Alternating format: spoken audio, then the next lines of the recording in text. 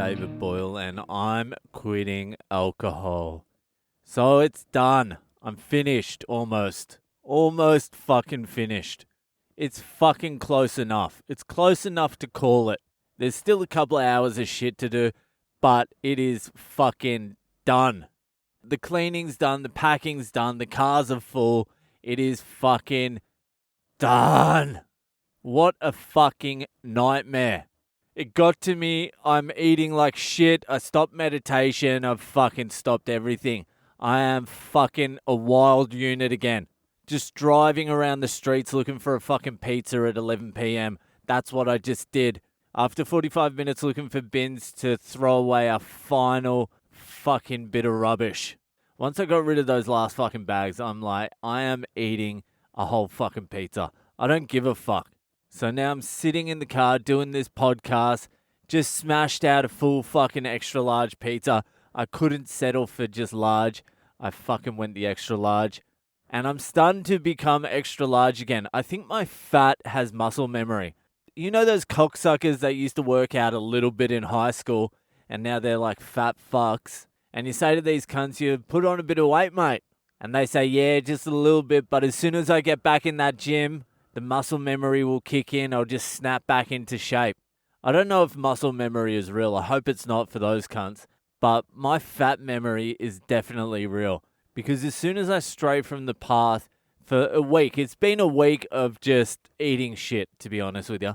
It's not even technically what you would consider eating shit. But I'll nail like 5 white nectarines in a day. I am addicted to white nectarines now. That's my new thing. And grapes. I'll eat a kilo of grapes in a day.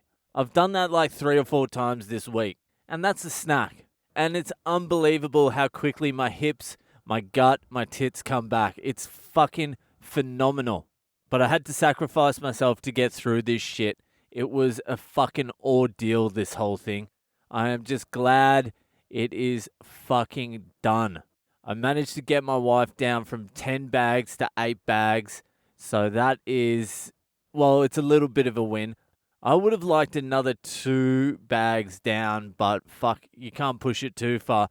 She put up a fight to even get rid of those 2 fucking bags. But I'm like, nah, we're not fucking doing it. Just empty it, fucking do what you need to. So I stood there as she emptied this fucking bag because she was adamant she could not throw another thing out.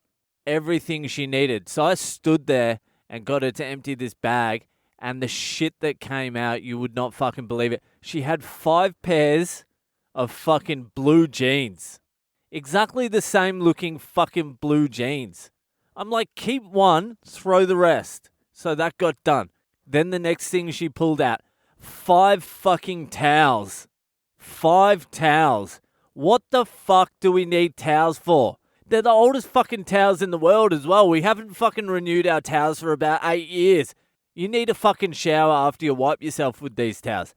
Anyway, they're fucking gone. We got rid of those fucking bags, thank God. It's just fucking insanity.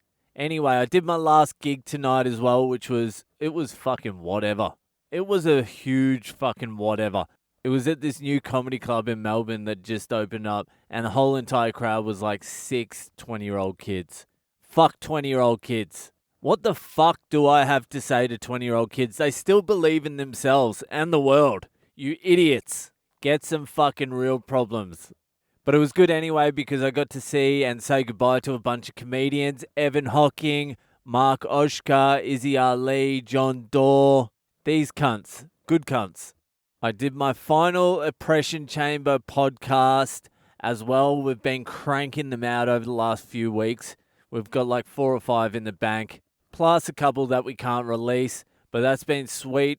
Johnny Katz is taking over the Boyles position. He's going to keep my chair warm for a little while. Hopefully that podcast blows up, and when I get back, I can just kick him the fuck out. But I'm still going to be doing that podcast every couple of weeks from India, giving them some fucking Indian updates. Because these cunts don't listen to this podcast. And I am going to continue doing this podcast. I don't know why people think I'm not going to do this podcast in India. I will be doing this podcast till I die. Or until you all die. Whatever comes first. I feel like you all might die before me. but I'll be definitely continuing this podcast. I don't even know why that's a question. I'll be in India. There will be plenty of shit to talk about in India. I did it for 9 months locked in my house during COVID last year, so I think it's going to be all right. What else do I need to yell about? I'm in the car. I just nailed my pizza, finished the podcast, did my final gig. Oh yeah, I haven't told you this one yet because I was waiting to get my car back. But remember a few weeks ago I told you that story about that girl hitting me in the car? Remember? She was completely at fault and I was not driving down the middle of the tram line at all.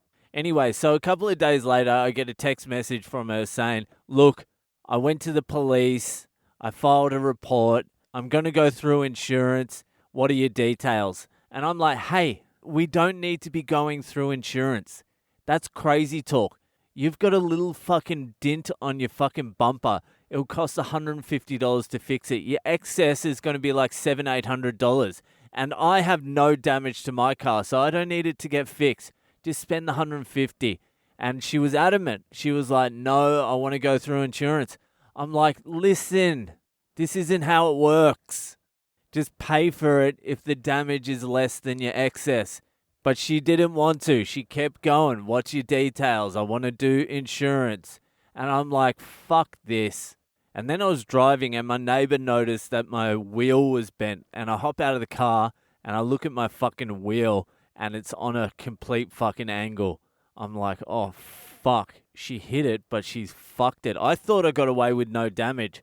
So I ended up taking it to my mechanic. He's like, you have to replace all the suspension. The wheel needs to be bearinged or whatever the fuck it is. There's a lot of damage. It's going to take a while. I'm like, oh my God. All right, how much is this going to cost? And he's like, it just depends on parts, labor, blah, blah, blah.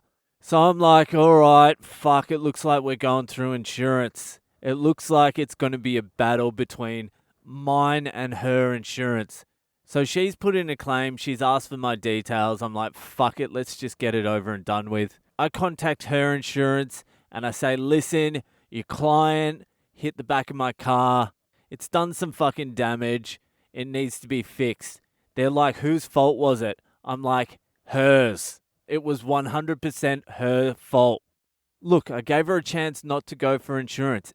Even after I went to the mechanics and I found out it's going to cost me a lot of money to get the car fixed, I still messaged her and I said, listen, we don't have to go through the insurance. I've got damage to my car. I will pay for it to get fixed. She's like, no, I want to go for insurance. I'm like, all right, let's do it. So her insurance company sends me an email. They're like, we need an incident report. We need to figure out who's at fault here. So I wrote out, I was 100% honest. Nothing in there was a lie. I didn't mention the tram line, but nothing in there was a lie.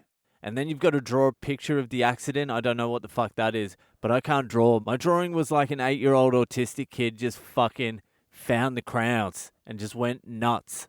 I drew me driving the car with like a 6-pack and just blood coming out of my head from when she hit me. Anyway, I sent it in, heard nothing back from her insurance for like 4 or 5 days. And then I was like, fuck, I need this car fixed before we leave. So I call her insurance company and I'm like, hey, what's the go? I sent you in my drawing. What's happening? They're like, hold on a second, I'll bring up your file. So they put me on hold for like 30 seconds. Then she comes back on and she's like, yes, we've decided our client was at fault. What needs to be done? And I'm like, well, my suspension's fucked. And she's like, it says here that there was damage to the panel. And I'm like, yeah. There was damage to the panel as well. But that damage to the panel was actually from fucking like a year ago when I reversed into my garage. So I'm like, yeah, that damaged panel, you got to fix that and the fucking suspension. And she's like, no problem, sir. Let's just find a mechanic. They were fucking great. They found a mechanic. I'm like, hey, if my car's going to the mechanic, what am I going to drive? They're like, we'll get you a hire car. So I've been cruising around in a sweet Nissan X-Trail for 2 weeks. I just got my car back from the fucking mechanics today. Looks good as gold. Panels fixed, suspension's fixed, car got washed, win for Boyle, fuck you insurance company. And that girl who crashed into me, innocent little me, she sent me her address because we had to exchange details, and I Google Earthed her address, And she lives in a fucking mansion in the richest suburb in Melbourne. So don't feel sorry for that bitch. No wonder she didn't give a fuck about paying the insurance excess. Anyway, that's it for tonight. It's done. I'll be doing a big drive tomorrow. That's it. Fucking whatever. See you the fuck later.